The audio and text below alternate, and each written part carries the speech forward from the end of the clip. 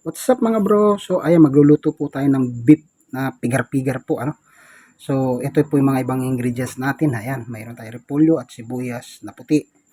So ayan, at atin nang ihiwain po yan para na sa ganun ay naka-ready na. So ito na po mga bro, at nakahiwa na nga tayo. Iniwan na rin natin itong beef at itong ating mga ingredients na sibuyas na puti at repolyo. So ayan, at tayo ay maggigisa na. So, ang una natin ano, ito pong beef natin. So, ito.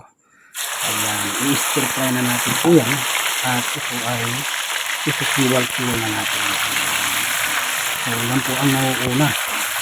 So, ang paggawa po ng pigar-pigar ay manilipis lang po yan. At medyo may mantika-mantika yung ating kinuha para nasa ganun ay madagdagan na rin ang ating mantika. So, ito po ay napaka manilipis, no? Para nasa ganun ay kapag niluto natin ay hindi titigas. So, dapat malambot po siya na hindi siya nagtitigas ng gusto. So, depende po yan sa pagluluto natin. Ayan. So, ang pagluluto po nito ay simple lang. Ayan, mantika at ang huli po yung mga ingredients niya. So, ito ay kusang magtutubig po to. So, yung tubig niya, yan po yung pagiging ano niya, pagpapalambot niya.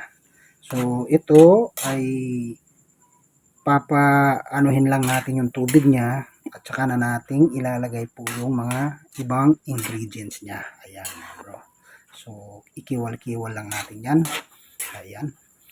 Para nang sa ganun ay mabalanse ang pagluto. So, ito po ay kusang magtutubig yan, no? At yan po ay tinawag na pigar-pigar dahil palagi po natin kinikiwal. Ayan, palagi natin siya.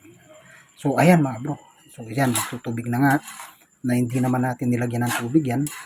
So, hanggat hindi po nawawala ang tubig niyan, ibig sabihin, hindi pa luto. Ayan. So, ilulutuin natin yan hanggat di mawala yung tubig. Ganun po ang pagluluto ng isang pigar-pigar. Ayan. Pigar-pigar po ng Pangasinan. Ayan. So, ito po itawag sa amin ay pigar-pigar. So, stir fry. Beef stir fry. Ayan. So, ayan mga bro, at malapit na. Naku, napakabango naman bro. So, ayan, medyo okay na. So, nawawala na po yung tubig-tubig niya at ilalagay na po natin ang sibuyas na marami. So, napakasarap po, no? Kung marami ang sibuyas, talagang the best po yan. Napakabango. At ilalagay na natin ang repolyo. So, ayan, pwede po kayong mag-add ng young corn dyan at ng iba pang mga ano, may broccoli. Ayan. Saka yung iba pa na pwedeng ilagay natin dyan. So, actually tayo ito lang muna yung sa atin. Para okay lang, simple lang. Marami pa pong pwedeng ilagay. Chicharo, pwede rin po yan. Pwede pong ilagay yung chicharo. Yan. Napakasarap po no kung kumpleto. Yan. Cauliflower. Yan. Nako. The best of the best po yan. So, ganito lang po ang pagluto. No? Ayan, ikiwal-kiwal lang po siya. Kaya, ang tawag po kasi dyan, pigar-pigar dahil lagi po siyang pinigar-pigar yung binabaliktad-baliktad o kinikiwal-kiwal. Ayan mga bro. So ayan na, napakabango na. Konting-konti na lang yan mga bro. Malapit na. Napakabango yan, no? So yung pong ating beef ay tinimplahan na po natin yan ng MSG, tak-tak-tak at Ajinomoto at saka po ng asin at nilagyan din natin ng black ground pepper. Ayan. So, templado na po siya nung ginisa natin. In-stir fry natin. So, nauuna po ang beef, ang pagluluto, at huli po yung mga ingredients kapag wala na po yung tubig nung beef natin. Nako, napakalambo po niyan. Ayan.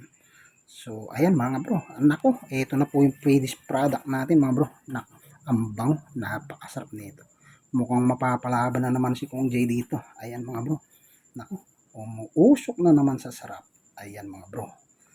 Naku, napakabango. So, try nyo po mga bro at mga sister dyan. Ayan, ayos. Try nyo po yan at napakasarap po yan. The best, sigurado. Ayan, at may malamig na soda. Naku, juice o whatever.